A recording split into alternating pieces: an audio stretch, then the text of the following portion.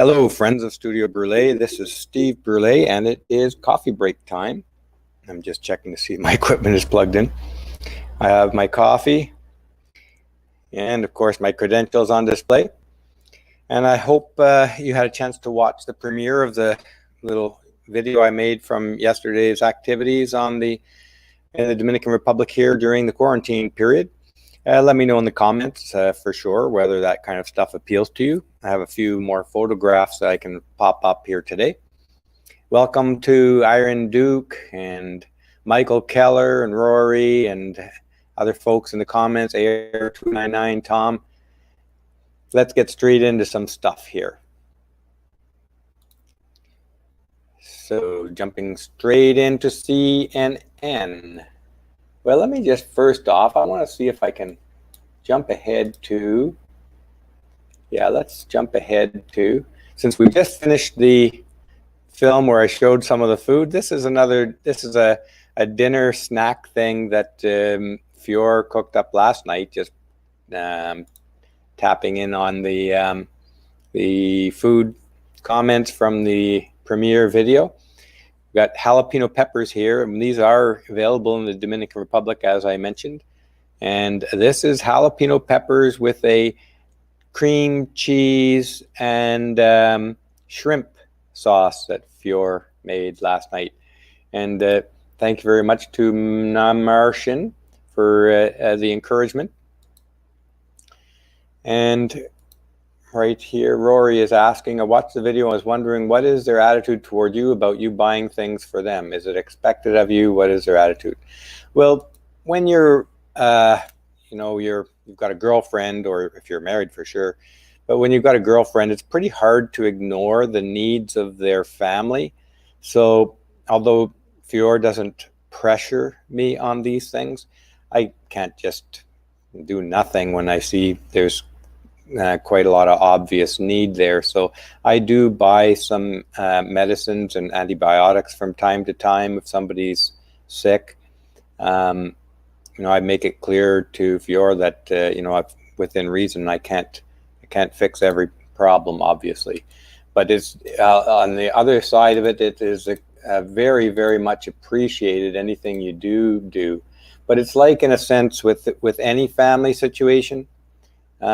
If you're your girlfriend or boyfriend, for that matter, you kind of got to help out if you can in some way. Motorcycle, primary means of transportation for everyone. Not for everyone. There are a lot of cars, but of course there's a lot of Chinese motorcycles, and you can get them starting at about $900 US. So, or maybe even a little bit less, brand new. So for people who only make about $300, $200 to $300 a month, US dollars, that's a very viable option. It's even a struggle for a lot of people to buy a $900 Chinese motorcycle. There's a lot of very strong poverty here. And I agree with Iron John. Jalapenos are not always hot. I've had them vary from almost the same as a green pepper all the way up to virtually zero hotness, all the way up to very, very hot. And so the actual pepper itself, wherever they grow them or whatever the reason, some jalapenos can be very hot in my experience. Some can be nothing, literally nothing. Just eat them like a green pepper. And yes, I agree with Iron Duke is saying the same thing.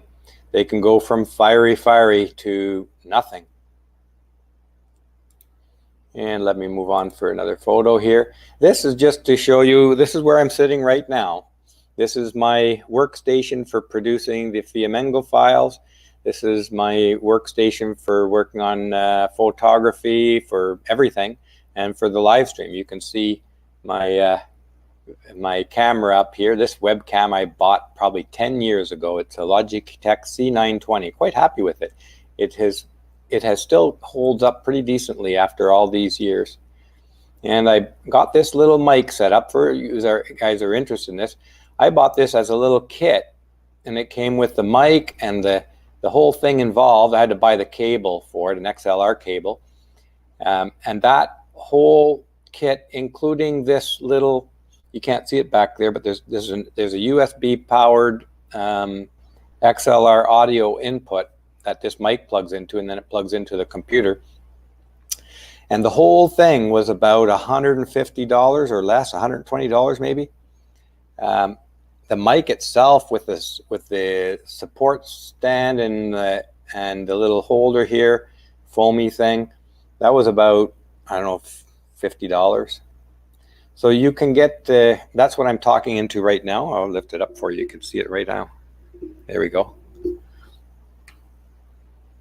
And let's move on ahead a little bit. Okay, getting into some meat here. Here is update on Amber Heard. This little meme was going around Facebook. And let's read from the top. When Amber Heard first accused Depp of abuse, feminists cheered her on and offended Depp. When the truth of him being abused by her was revealed, the same feminists kept silent.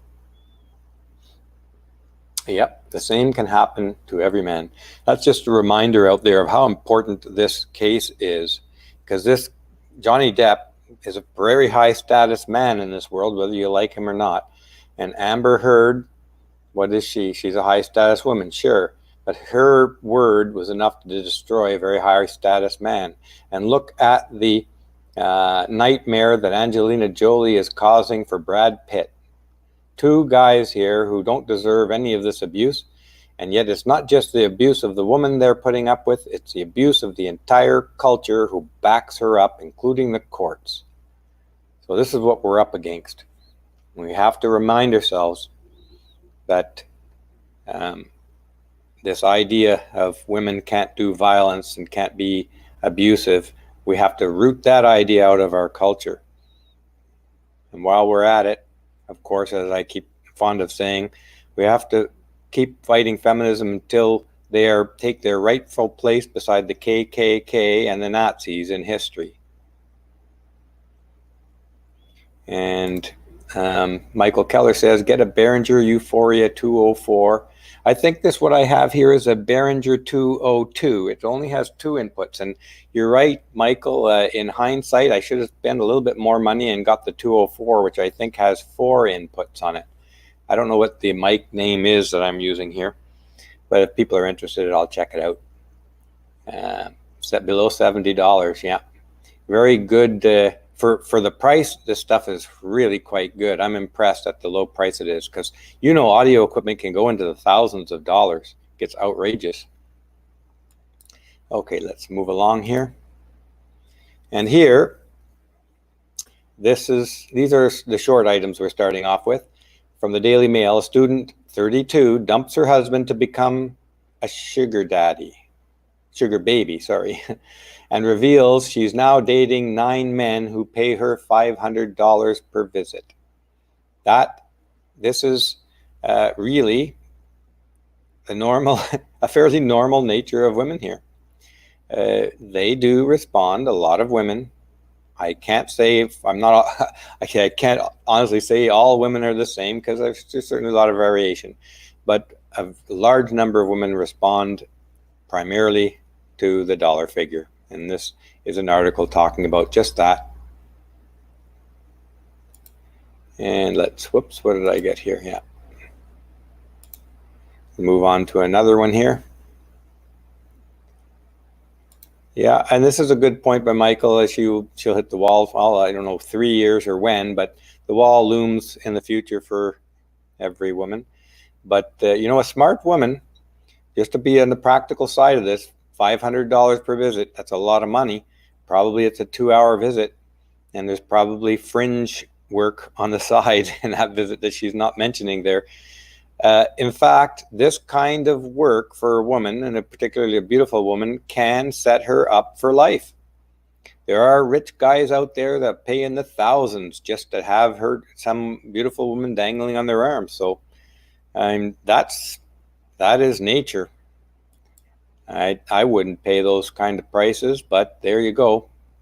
If a woman is smart about it and doesn't sort of blow all her money, when the wall comes, she'll be all right.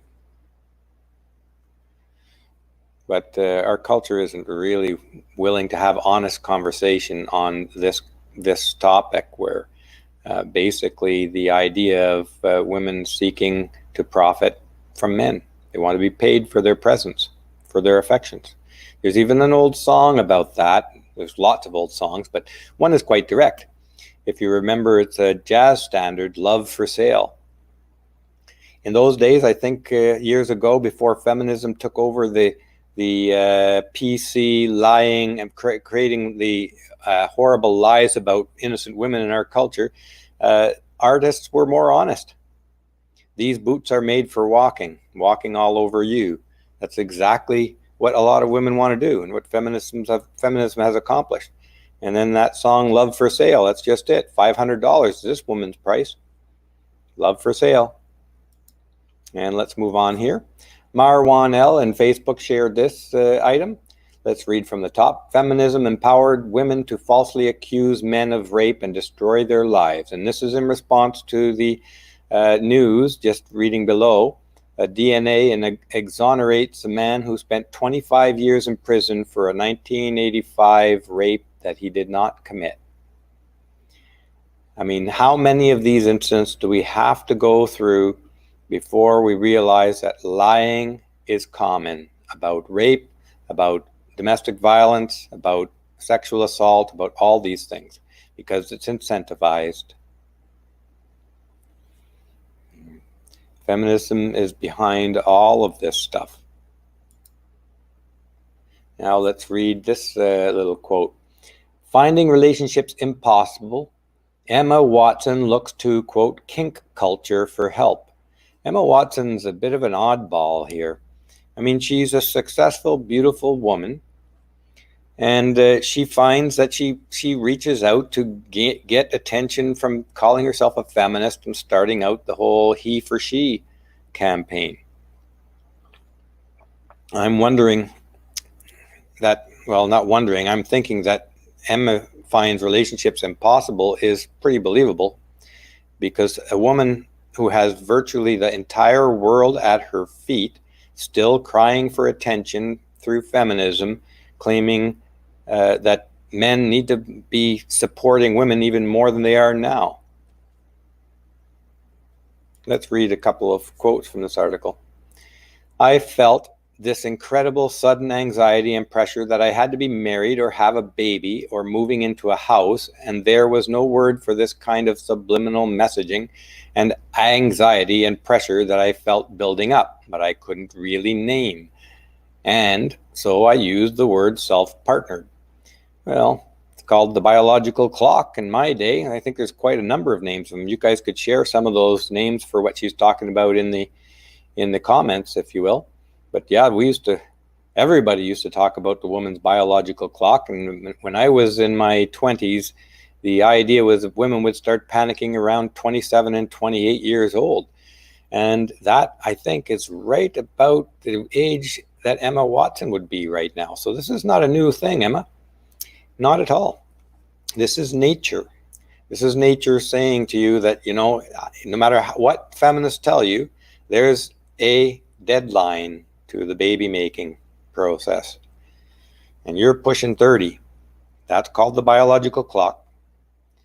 Now, a woman like Emma Watson has absolutely no excuse. What we're talking about here is not gynocentrism, but there's a word for this. Hypergamy. A woman at the top of the world has very few men who are higher status than her, richer than her, more successful than her, more powerful than her. So this is very revealing about the female psyche that many people are starting to talk about in our community today. That there's tons, there's millions, you might even say 1 billion eligible bachelors out there for Emma, but certainly well into the millions. We're talking successful, stable, well balanced guys who would be thrilled to go on a date with Emma Watson. It's Emma Watson who isn't willing to look down the status chain, down the food chain. It's beneath her. It's an instinctive thing that a lot of the MRA movement and the red-pilled people, those who aren't brainwashed by our politically correct feminist crap culture, they're realizing that hypergamy is a very strong and powerful force in many women. They can't stand it if the man is not more powerful than them. So they stay single and then they cry the blues of where are all the good men. Emma, it's self-inflicted, this problem you have. Completely self-inflicted. And going into kink culture, Jezebel comments on this. Of course, Jezebel has got the whole feminist slant going on. Let's read what they have to say. Quoting with me from the top, just read this. I've also kind of become slightly fascinated by kink culture because they are the best communicators ever. They know all about consent. They smash that stuff because they really have to get it. But we could all use those models. They're actually really helpful models. No, they aren't. Men are very good communicators. We're communicating all the time. And when we start to communicate honestly, like I'm doing right now, and like Paul Elam is doing, and like Tom Golden is doing, and like so many are doing, you know what you do? You shut them down. You close your ears. You get them kicked off YouTube. You get them kicked off Facebook. You get them kicked off Twitter. It's not that men aren't good communicators. It's just that you're ignorant, bigoted man-haters who don't want to hear. As soon as men start communicating the truth, the fingers go in your ears, your gums start flapping to shut it down, and you cry for the police to arrest them. Men are great communicators. Open your damn ears. Let's read another quote from the top here.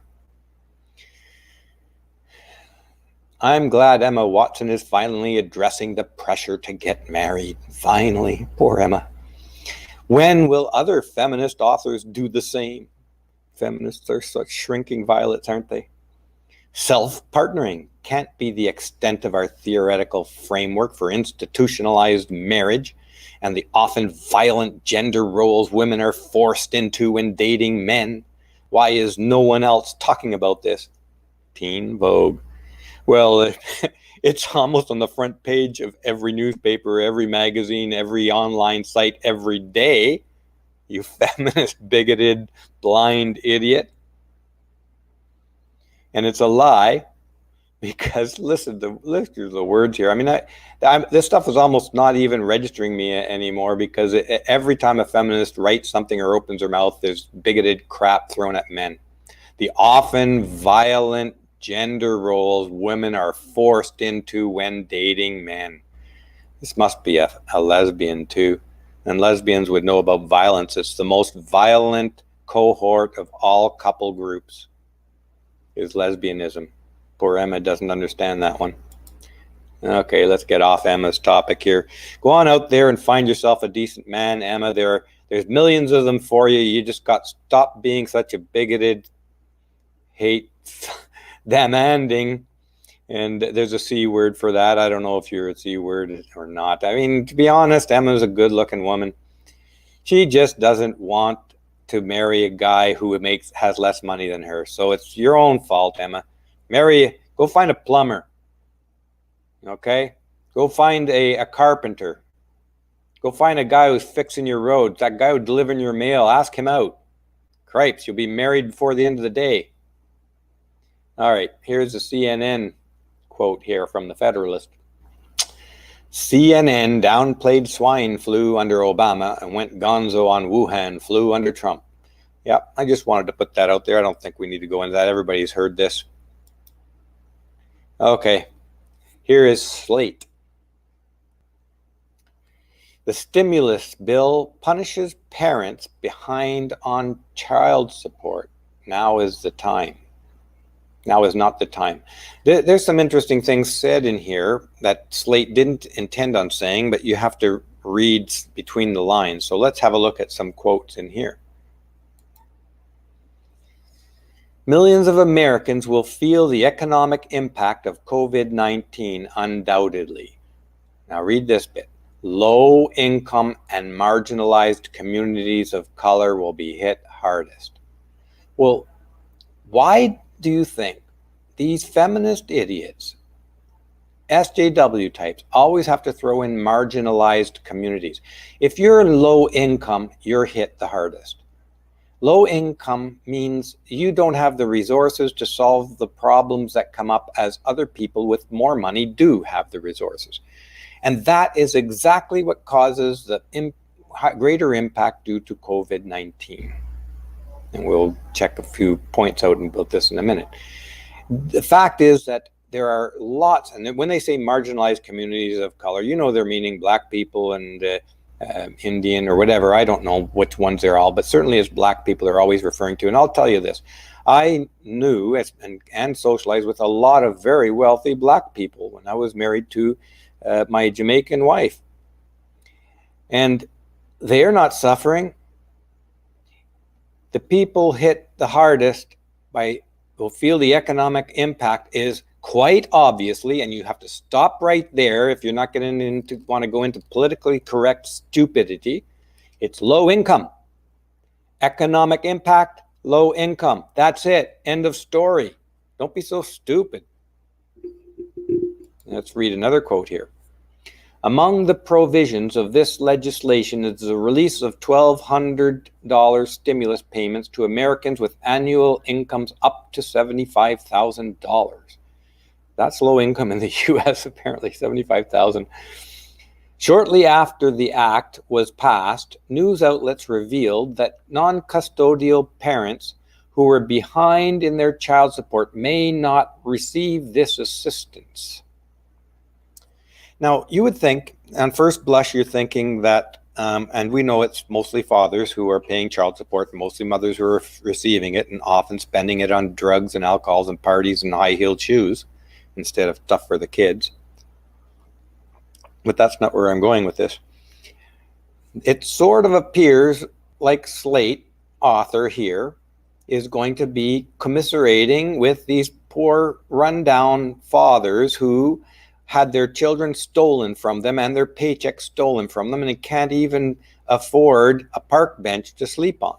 But no, as you realize, if you've been paying attention to the feminist writers, they always twist everything around to being worse for the woman. Let's have a look. Reading from the top.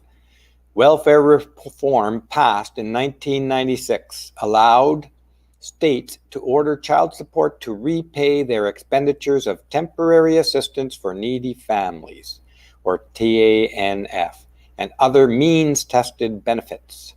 Means-tested is just quirky words for twisting it around to benefit the woman. This means that low-income custodial parents and children see very little of the child support paid by the non-custodial parent. Almost half of child support debt belongs to low-income parents who are paying back the state for the cost of TANF benefits. Okay, this is I wasn't all that aware of it, although I presumed that this was going on. But what this means is that child support goes to pay back any money that the woman received previously from temporary assistance for needy families. So that man's paying back the government. He's not paying child support for his children. TANF is basically the child support is acting as a collection agency for TANF, and the father's on the hook for the assistance that the mother took from that organization. So let's read another quote here.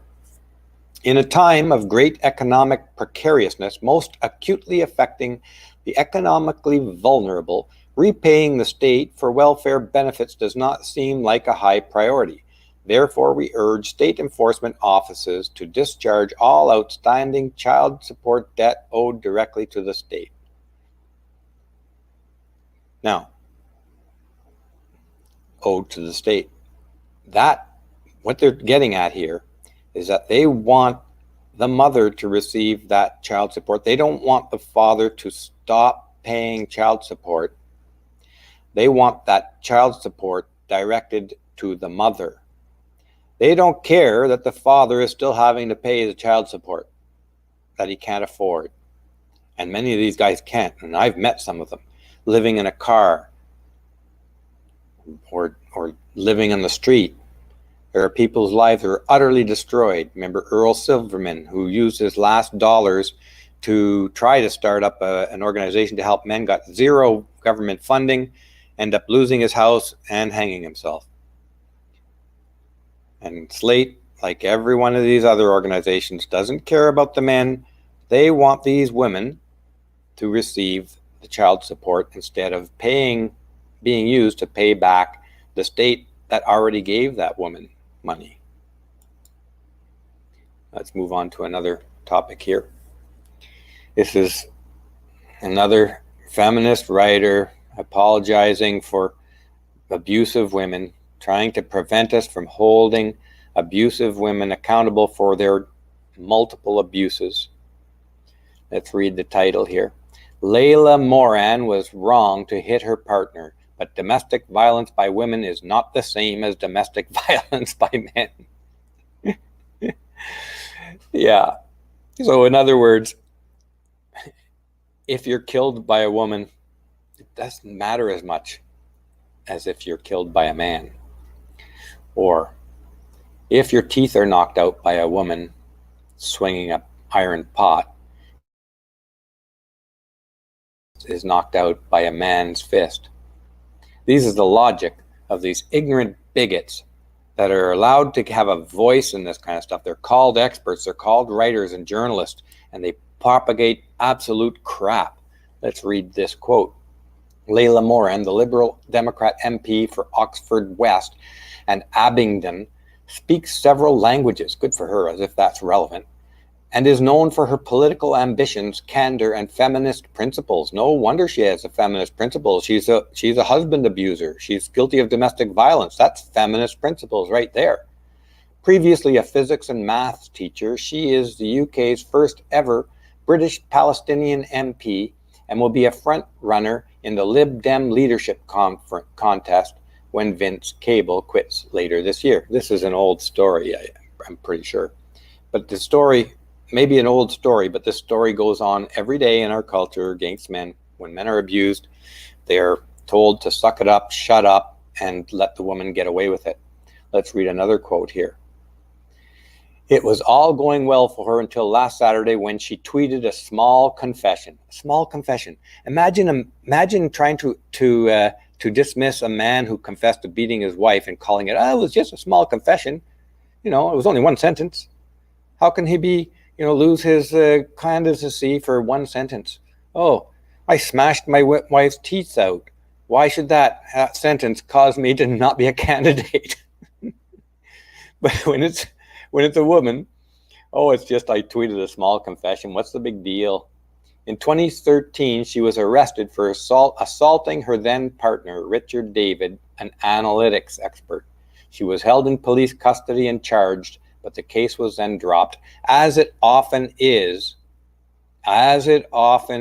when a woman is the perpetrator. The case is dropped. There's no statistics to record that it even ever happened because the case was dropped. A man's case is never dropped like that. So here we have falsifying the statistics, which is why we should never believe any official statistics on domestic violence and rape and any of these things. They're all lies because they do not collect them properly. Reading the last paragraph. Ms. Moran admitted slapping Davis during a row because she felt threatened.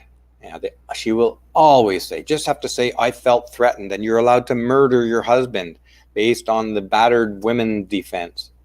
I felt threatened. Therefore, when he was sleeping, I stabbed him 37 times in the back and sliced his head off because I felt threatened. He said, I don't like you at dinner today. Apparently, they have both forgiven each other. One set of rules for ye, another set of rules for me. Oh God, don't you just hate these people? The time when we get feminism relegated to the to the bin with the KKK. The sooner the better. The more we can all breathe a sigh of relief. So reading at the top. However, I deplore the way such cases are used to discredit feminism and to stir national laments about the ignored, forgotten, hidden pain of male victims of female violence or extreme vindictiveness. Sure you do. You're a feminist. All feminists hate men. You hate equal treatment. Discredit feminism. For crying out loud, as if feminism haven't already shot themselves in every foot, hand, finger, ear, and eyeball. There's nothing truthful about feminism, and there never has been. It's been a hate movement from the beginning. Let's read the last sentence here. Like much else in modern Britain, emotions sweep away troublesome evidence and masculinity pushes selective narratives. Man, how much projection can you have? Feminism has been pushing a feminist narrative filled chock full to the brim with lies, packed. There are lies hanging out the windows of that feminist train. And they've been totally emotional since the beginning. E. Belford Bax talks about sentimental feminism, all about emotion. Great book, by the way. Feminists are projecting. If you take away feminist projections, there's nothing left. There's absolutely nothing left. It's absolutely nauseating how obvious this is, and yet they're getting away with it. Let's move on to another quote. So yes, Moran was wrong to attack her partner, and her tweet did not communicate real regret. And yes, both genders can brutalize and dehumanize the other. Here's the but. But males commit more violent crimes against females and vice versa. And it has nothing to do, of course, with the fact that police dismiss the guilty women, that they don't bring charges, or that they throw cases out, or that they accept reduced plea deals. No, that's why you think that, and you're not ever going to look into the truth behind this, you feminist idiot. Instead of accepting that truth, too many men resort to whataboutery or intense self-pity. Shame on them. Well, shame on you, you idiot feminist. And I'm going to laugh the day feminism is sitting beside KKK and the Nazis, because that's exactly where you belong. You're a bunch of brain-dead idiots filled with hatred. Okay, and here's the woman right here. That is what a brain-dead idiot feminist looks like, who couldn't study the truth if it fell right in her eyeball.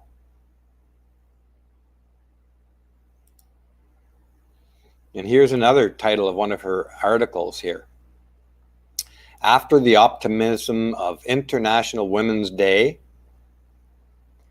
back to the hard reality of misogyny.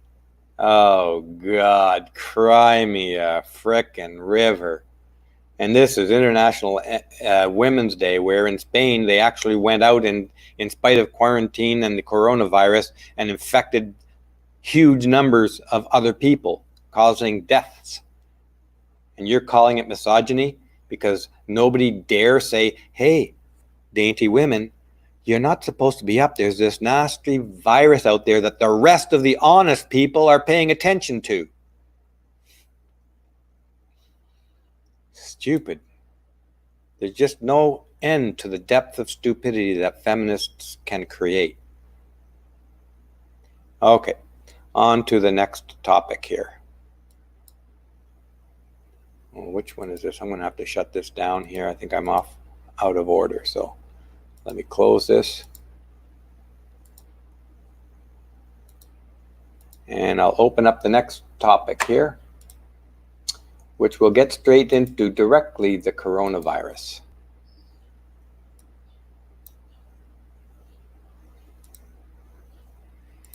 And while I'm fumbling around a little bit, let me just pop up a comment here by Michael Keller. Hey, I'm optimistical after in Women's Day, most of the participating feminazis are on intensive care and lined up for events. You may be right. There's going to be a few of them in there. And BDB says, I really appreciate Patrick Stewart doing Shakespeare's sonnets. It points to love as an eternal bond, a romantic aspect of modern men and women are lacking. Feminism has been openly attacking marriage since the very beginning, and heterosexuality. In fact, there's one famous feminist, and I can't remember which one of them said this, that all heterosexual sex is rape. All. So, I mean, and they get away with saying that kind of stupidity, and they don't get called to task on that, and they'll even keep their university jobs and teach other students nonsense like that. I mean, this is quite an indictment on our culture that feminism is not being challenged openly.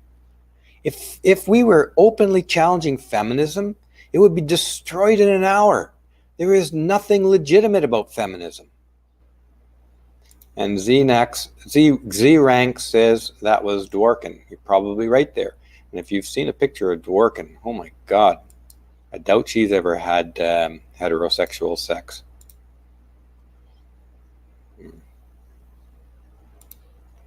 And Don Lofendale says, Steve, love your stuff. Thank you very much, Don. Run into any feminist bigots lately? Not very many down here, thankfully. Although I'm sure they're here. They're quiet here because they don't run the show down here.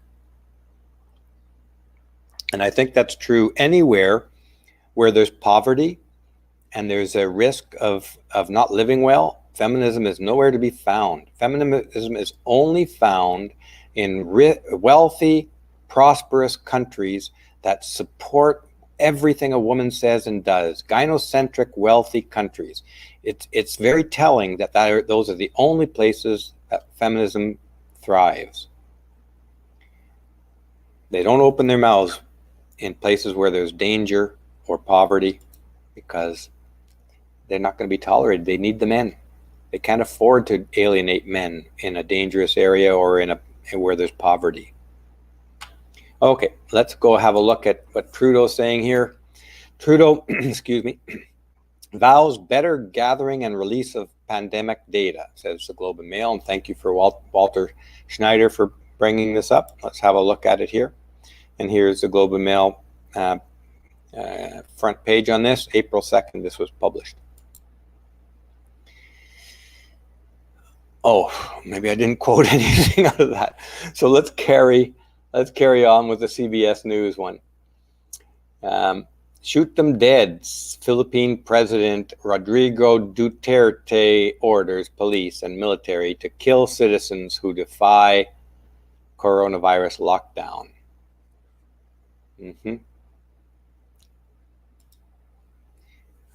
Now, reading at the top from that article, a quote. Despite that, many in a Manila slum took to the streets Wednesday to protest a lack of supplies, arguing that they had not received any food packs since a lockdown started 2 weeks ago. The local government refutes those claims and clashed with protesters, ultimately arresting 20 people who refused to return home. This is how our civil liberties around the world are being taken away by using the coronavirus crisis as an excuse. This is the thing we need to be watchful about because this can happen in any country. It's a little harder to happen in Canada and the US, but it can happen here too. We saw that at Wayne State University in the 1960s or late 50s. Reading onward here. Later that night, Philippine President Rodrigo Duterte took to the airwaves with a chilling warning for his citizens. Defy the lockdown orders again, and the police will shoot you dead. So these warnings that we're getting from the corners of the internet, those of us who are not allowed into the mainstream, are aware of the dangers to our civil liberties in this coronavirus crisis. We've got to be very, very watchful of that. And here he says here, and this is typical of socialists turned dictator, do not intimidate the government. Do not challenge the government. You will lose, he says. And reading at the top again, one more quote from this article. So far, I got a couple more quotes from this article. So far, actions taken by authoritarian governments have proven most effective in stemming the spread of the virus, asking citizens to sacrifice privacy and some of their freedoms in exchange for public health. Yeah, I don't really like the sounds of that myself. I'm just going to check something out here. Yeah.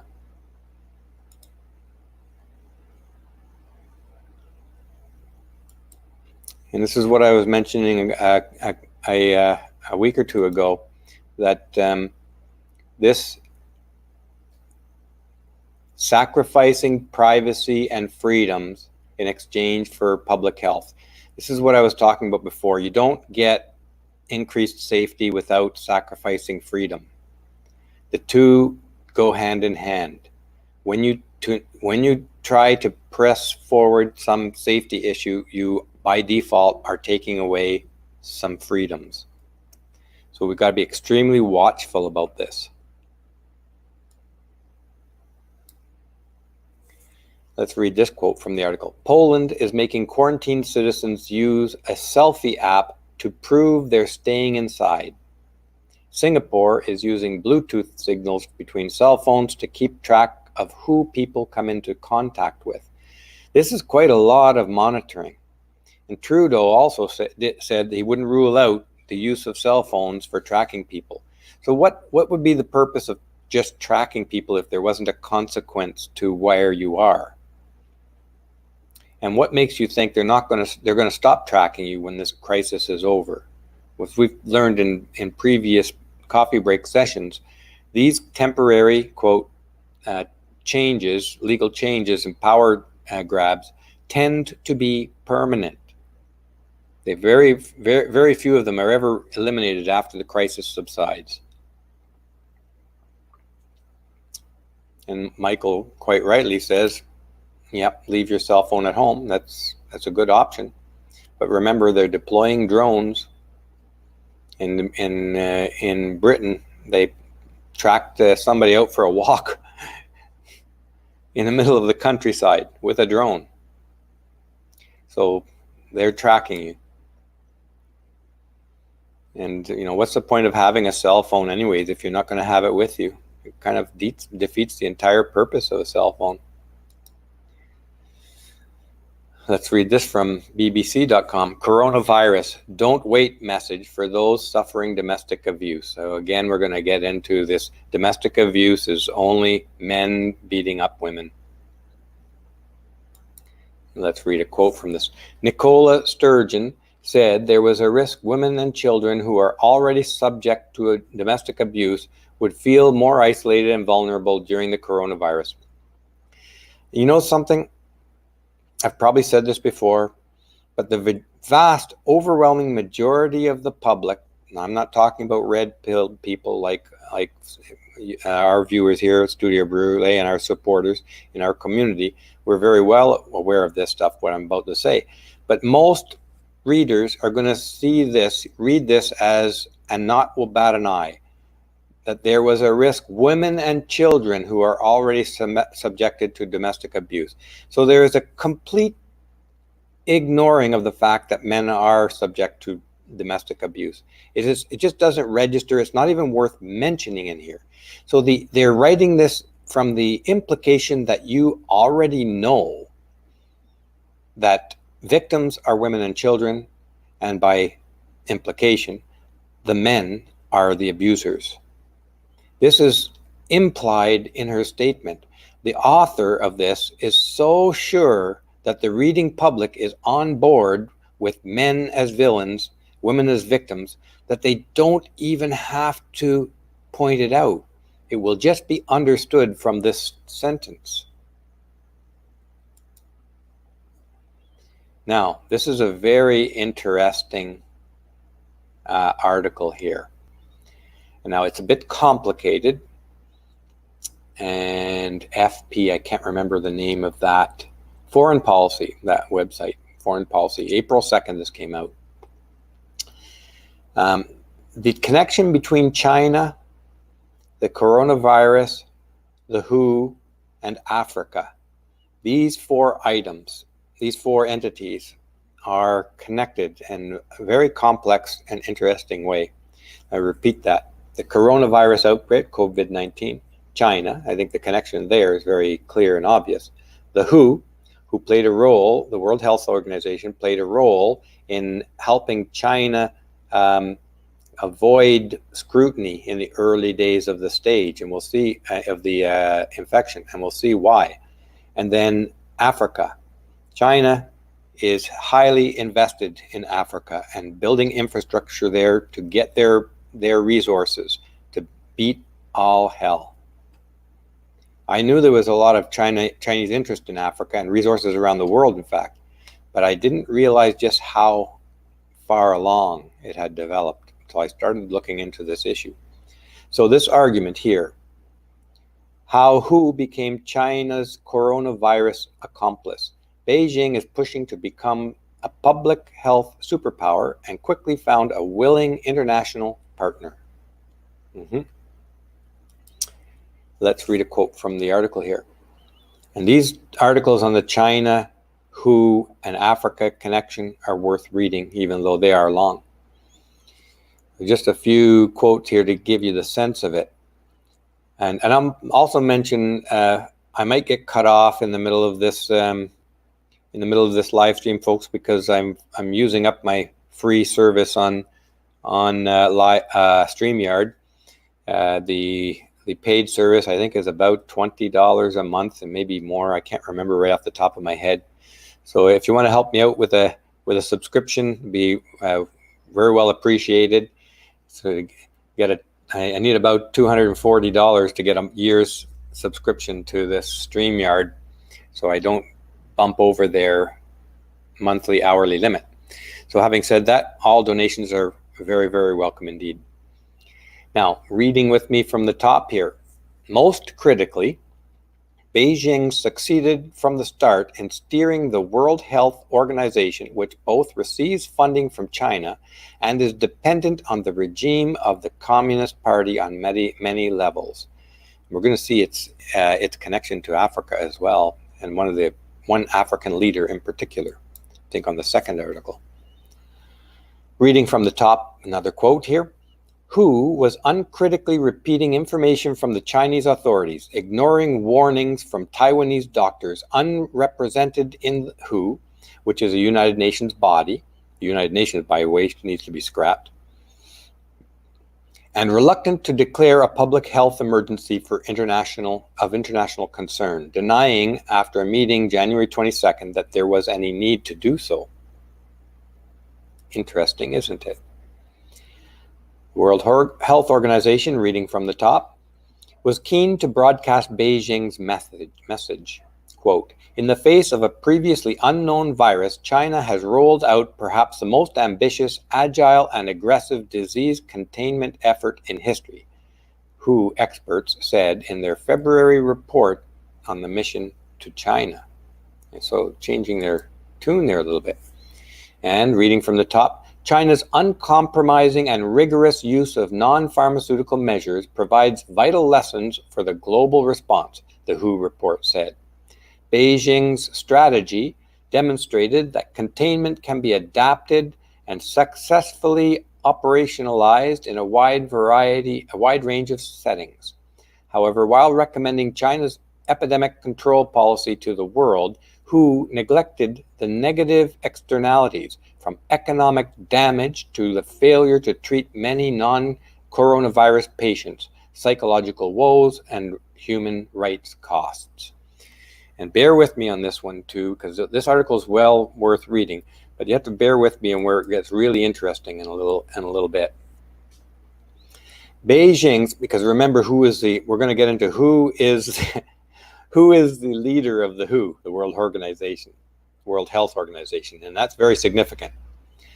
Beijing's say is growing not only at WHO, but also in the health policies of more and more countries. This also is an important area in China's Belt and Road Initiative and its main activities in African countries. It may be doubted whether Beijing always acts in the best interest of its partners. Chinese health aid allocation is poorly related to direct health needs of African countries, French researchers concluded last year. I'm reading from the top. China have said, "Dear friends in Southeast Asia, we're interested in continuing good cooperation. It is clear for us that you must let your borders open. Otherwise, we would have to rethink our friendship." The countries cannot refuse, Stobe said. Countries like Cambodia and Pakistan kept accepting flights from China during the outbreak. Now, here in Forbes magazine, what China wants from Africa. Everything, says Panos Mordorkutas. And this was written almost a year ago. This is going to shine a little light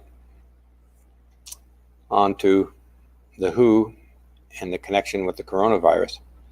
China wants everything from Africa: its strategic location, its oil, its rare earth metals, and its fish, leaving African nations indebted to Beijing. And reading onwards, on the surface, these projects seem to serve the quest of African nations to build a sound infrastructure. And these projects are basically roads, infrastructure, rails, all those kinds of things, airports, stuff that's needed to get the resources out of Africa. And the African nations are indebted to China, so they owe them money, and they owe them the resources. But on closer examination, they serve China's ambition to write the rules of the next stage of globalization. Let's read from the top here. Bauman, senior research analyst at Banyan Hill Publishing, says, quote, "It's clear that China's primary goal with foreign investment is geopolitical, not economic. The most consequential investments are undertaken by state-owned companies, not by Chinese private capital." And reading onwards, the trouble is that these investments help to bind countries to China politically and through debt obligations, says Bauman. It creates a form of leverage that China can use to force these countries to support Chinese ambitions globally. We're going to get soon to the World Health Organization connection here. China's growing military might in the South China Sea and the African continent, posing a growing challenge to the U.S. security umbrella worldwide. So you see how these connections are coming here. And in Forbes, this is a little later in the year, "What China is really up to in Africa," written by Wade Shepard, also in Forbes, October 3rd last year. Right now, reading this quote, "You could say that any big project in African cities that is higher than 3 floors or roads that are longer than 3 kilometers are most likely being built and engineered by the Chinese. It is ubiquitous." China is now Africa's biggest trade partner, with Sino-African trade topping $200 billion per year. According to McKinsey, over 10,000 Chinese-owned firms are currently operating throughout the African continent. And the value of Chinese business there since 2005 amounts to more than $2 trillion, with $300 billion in investments currently on the table. Now, infrastructure is what Africa needs most. Infrastructure is what China is most equipped to provide. It is not lost on many African leaders that hardly 30 years ago, China was in a similar place that they are now, a backwater country whose economy made up hardly 2% of the global GDP. China's GDP has grown to more than tenfold, ranking number 2 in the world today. So the Africans are looking at that and they want to follow suit. When we look at Africa, We see many countries chasing dreams of a better economic future while burying themselves in massive amounts of infrastructure-induced debt that they may not be able to actually afford. This has some analysts issuing warnings about debt traps, with some even going as far as calling what China is doing a new form of colonialism. I probably quoted too many quotes out of this article. It's dragging on to get to the point here, but let's read on here. China needs what Africa has for long-term economic political stability. Over a third of Chinese oil comes from Africa, as does 20% of the country's cotton. Africa has roughly half of the world's stock of manganese, an essential ingredient for steel production. Now, I'm going to have to jump ahead because I do have, okay. Now, I'm going to come back to that previous stuff I just skipped over because we're talking about China right now.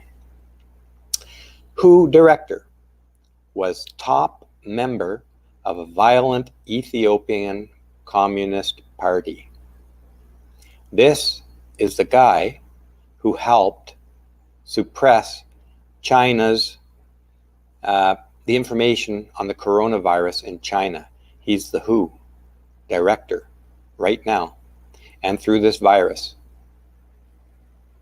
And let's have a look at what Paul Joseph Watson said just yesterday about this WHO director. Read this quote from the top with me. The Director General of the World Health Organization is a former member of a violent revolutionary communist party in Ethiopia that denied emergency medical treatment to an ethnic group, and he is accused of personally overseeing extradition of dissidents who were later imprisoned and tortured. And he, from Ethiopia, has influence in Africa, and he's sitting on the World Health Organization, and he, like China, has designs on the UN to influence the whole world as part of a world government. Let's read this quote. As John Martin explains in his excellent piece, The Crimes of Tedros Adhanom, during his time in Ethiopia, the WHO chief was a member of the Tigray People's Liberation Front, TPLF, a violent communist revolutionary party which was listed as a terrorist organization by the US government in the 90s. And the UN put him as the chief of the World Health Organization. Think about that, folks. Think about that. The UN has a terrible track record for honesty, for peacefulness. UN soldiers were accused of raping the people they were sent to protect, the women they were sent to protect. You remember that scandal from years back. Let's read this quote. According to one Ethiopian newspaper, Adhanom was listed as the third most important member of the Politburo Standing Committee in the TPLF. So he's not just any member, he's one of the top most important organizing members. Reading on with me from the article, another quote. As Tucker Carlson highlighted earlier this week, Adhanom got his job with Chinese support after he covered up cholera outbreaks in his home country. This guy has a history of covering up serious health crisis issues and was made on the World Health Organization director with China's backing. And he went on to back up, to cover up for China, the crisis in China with the coronavirus. And the coronavirus just happens to be destroying the world economy, which has got to help China. The coronavirus is destroying the world economy. The guy who's the director of the World Health Organization helped to suppress information about it long enough for this virus to be spread around the world. Okay? This guy's from Ethiopia. He wants to build the Chinese-African connection to to become the dominant world economy. He is involved with the China-Africa economic connection.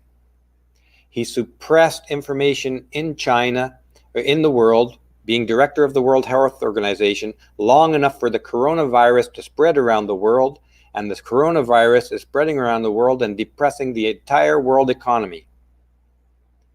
Doesn't that kind of seem kind of like overly coincidental? That this just all happens to help China and Africa rise up in economic power in the world? Doesn't it seem a little overly coincidental, folks? Let's read this quote. After he was appointed foreign minister in Ethiopia in 2012, dissidents and journalists across the country were subjected to a brutal government crackdown, leading some to flee to exile in nearby Yemen. Adhanom was personally responsible for negotiating the extradition of these dissidents back to Ethiopia, some of whom were subsequently imprisoned and tortured. So he's a dictator type person. He's probably must have significant power in Africa. China respected his ability to hold down, to disguise the malaria outbreak, was it? I forget what it was, just some outbreak in his own country. They lobbied to get him placed as director of the World Organization. Then he helped China suppress the reality of the coronavirus long enough for the coronavirus to become a pandemic, destroying the world economy. And the two of them, China's leadership and African leadership, have a stake in destroying the Western power in the global economy. And they're trying to rise Africa-China connection as a global power. All of this is very, very interesting. Obviously, it doesn't amount to proof of any conspiracy, but it's awful convenient. It's awfully interesting, that connection. Let's read this quote from the top. In the immediate aftermath of the coronavirus outbreak, the World Health Organization, under Adhanom's direction, amplified Chinese fake news that there was no human-to-human transmission of COVID-19 as late as January 14th, despite this having already occurred in December. He duped the world. This is the director of the World Health Organization, duped the world, and is loyal to China for getting him the job and helping the African the African goal of economic growth in the connection with China. Okay, that's all I have on that connection. So you do that with that what you will. I find it's just too coincidental to ignore those connections. And it's also brings in mind to me, before I go off of this, before I get off of this topic, I'm just going to put this over there for now. Why we need to be wary of this one world government. These are the people who want a push for one world government. They're part of them.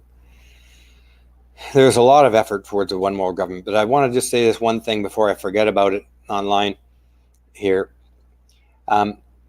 We have refugees moving from various countries to various countries in the world, who are political refugees who are escaping with fear of their lives from one country to go to another country where their views will, or their lives won't be threatened for their political views or their world life views. Where will refugees escape to under a one world government? How will you escape a tyrannical one world government? It's not like we can just leave the planet Earth. A one world government with jurisdiction over the world would be a totalitarian dictatorship disaster. It's a dystopian future of enormous and irredeemable scope. It's huge. If a one world government decides, or a government decides to oppress certain political views, you cannot leave and be a refugee in a more amicable, agreeable country, because there is none. It's a one world government. This must be resisted at all cost. We cannot afford, humanity can't afford a one world government. We won't survive with our freedom of thought, with our freedom of expression, with any kind of freedom. It's total dictatorship, totalitarianism. It's dystopian future.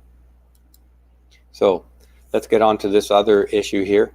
Economics professor blames capitalism for America's coronavirus.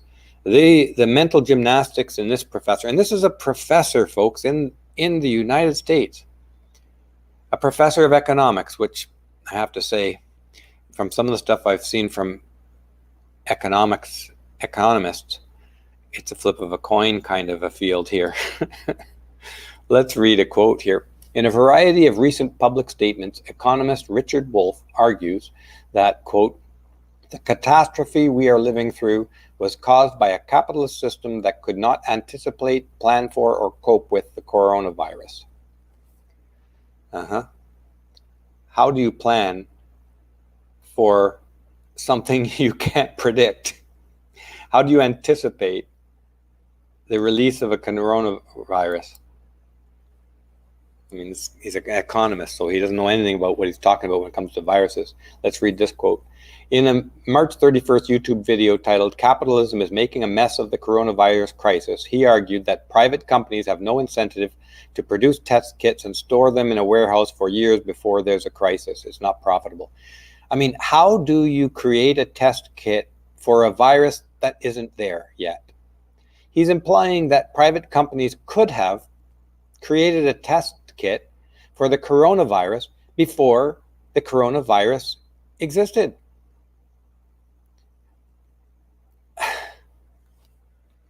He's a professor. Let's read this quote. A socialist system would much more likely have required production of all the needed supplies, tests, ventilators, beds, and stockpiling them around the country. No, socialist systems are notorious for not being prepared, for stockpiling all the wrong things, for having an excess of something useless and faulting in the very things that are most needed. Where is he ever? He doesn't have a single example of this. It's all in his fantasy, utopian imagination. We need to really kind of destroy and rebuild the university systems. Look at the kind of people who are passing as professors in there and guiding our legislation and public policy with their nonsense. Reading from the top with me. Mutating viruses have always been with us, continued the tweet, which he has since pinned to the top of his profile. A rational economic system would have learned to plan and manage them. Capitalism failed to learn because profit was its number one priority. Capitalism caused today's disaster, not the latest virus. I mean, this is just so ignorant in so many ways. I would think that a grade school child could see the failure in this reasoning. Mutating viruses have always been with us. Yes, they have. They mutate. We don't know what they mutate into, and we cannot create a cure or a test for something that has not existed yet. You have to have the sample of it before you can do anything about it. So it has to mutate into its pathological form before it causes problems. And then you see the problems in the population. Then you know you isolate the virus. You study the virus and you come up with test kits and cures. That's how it works. We have no clue what is going to be the next mutated virus. Why is this guy teaching anywhere, even economics? He shouldn't be teaching basket weaving, and you don't need to be a scientist to realize that a virus that mutates is a new virus. You can't be prepared for something that you don't know what is going to exist yet. Okay, we've already seen this guy, the Ethiopian world tyrant. And let's get into some short item here. Here's an update on the coronavirus. The first 6-year-old baby, the youngest person to die from the coronavirus in Connecticut so far. So it does, we shouldn't be terribly surprised at this. We know that it does affect people of all ages. It's just that it doesn't affect them in the same percentages. So I just wanted to point out that this was in the news. It was a baby died from the virus just recently. And here we're getting to AOC, who has set a record for being the dumbest politician ever in U.S. history, I believe. And she's competing with Dan Quayle for that. If anybody out there remembers Dan Quayle. And who was that woman from Alaska who, by her all on her own, wrote Saturday Night Live skits that didn't need to be edited, just quote her. What's that girl's name? Everybody knows her, I'm sure. But anyways, I'm going to get cut off probably here in about 5 minutes because I'm losing my free time on this live stream. So if I get cut off, look for me on Monday. We'll have another coffee break on Monday morning. I'm going to try and get the paid version of this. Otherwise, I'll be off air until the 13th when I get more free time, 13th of April. So here, yeah, Sarah Palin, that's the woman. And yeah, you're right, thermal reboot. Dan Quayle is a genius compared to AOC. Most of us are geniuses compared to AOC. And Sarah Palin's another one. Sarah Palin's probably a genius compared to AOC as well. So let's read what AOC has to say here. The chronic toll of redlining, environmental racism, wealth gap are underlying health conditions. AOC demands, oh, that's from the Daily Mail. AOC demands coronavirus reparations for Black and brown communities. Coronavirus reparations. Good God. Let's read a couple of these points here. I'm not going to read all of them. OBS, Michael is saying, I'll get back to this, Michael. I'm just going to try and get through some of these quotes here. Representative AOC is demanding that Black and brown people get coronavirus reparations since their communities are most affected. Well, as we saw before, it is poverty. It's being poor. It's not having money to help solve problems that makes you more vulnerable. When you don't have money, you don't have a clean place to live, perhaps a safe place to live. You're going to be living in a more congested environment with more people. That's what's making them vulnerable. It has nothing to do with being Black and brown. As I said earlier on, I've met a lot of African Americans who are very wealthy and very well off. The problem with poverty is a different problem altogether. She tweeted, it says here, the chronic toll of redlining, environmental racism. Environmental racism. I mean, come on, AOC. Geez, how do these people get elected? The wealth gap. Our underlying health conditions. Well, being poor is, and this was in a meta study I read probably 20 years ago, of all of the characteristics that define how long you will live and how healthy you will be, being poor is the biggest predictor. Being wealthy is the biggest predictor of a long and healthy life. Being poor is the biggest predictor of a short and a miserable life.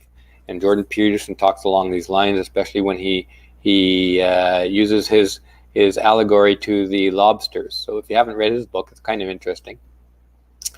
Congresswomen also criticized colleagues on Capitol Hill for passing a $2 trillion stimulus bill last week with no money specifically set aside for poor people. Well, take it up with congressmen on that, but don't give me this reparations crap.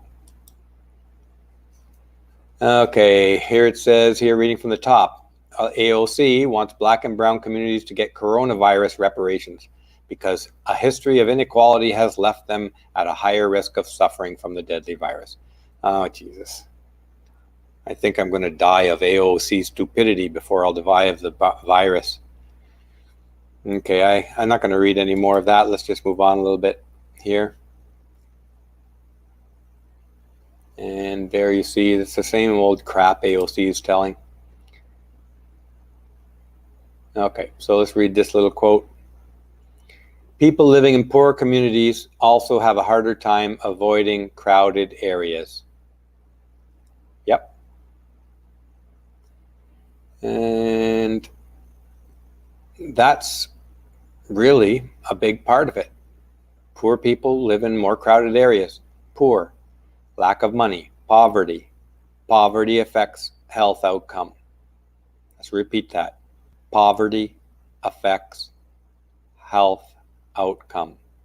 If we're going to treat the issue, we treat poverty. It has nothing to do with reparations for the history of being black or brown. And this is a problem with having stupid people leading in positions of power in your country. They cause more problems than they will resolve. Okay. And at risk of getting cut off in the middle of this one, here's the Dr. Fauci, the White House advisor to the president on health matters, talking about the coronavirus cure, which is that hydroxychloroquine. He refers to one of the studies, and this is just a word of caution because it's true what he's saying, although there's promise about these drugs, and I've discussed them before. It's hydroxychloroquine, and the other one is an antibiotic, which I forget the name of it, working together. There's early evidence that this is a potential cure, but he's right to say use caution because it's not large sample size and they're not well-prepared studies. But that doesn't mean that it isn't a reason for hope. Let's read this quote. "That was not a robust study," replied Fauci, a member of the White House Coronavirus Task Force. He also pointed out that while there's still a possibility of a beneficial effect, the scale and strength of the evidence is not overwhelmingly strong. And he's speaking from a scientific perspective, and this is quite right to have this perspective. It is quite accurate. It is hopeful, but it is not proven. But what we do know is that the two drugs are safe to use. And he mentions that a little later on here. And we do know that they may help, and that's why I bought some of them. I know full well that it's not proven, but it may be proven, and then the drug's not available, so I bought some. Let's read this quote. "Well, first of all, this is an approved drug for another indication, and doctors can, and the FDA has made it very clear that doctors can prescribe it on what we call off-label. That's for uses other than indicated on the label," he explained.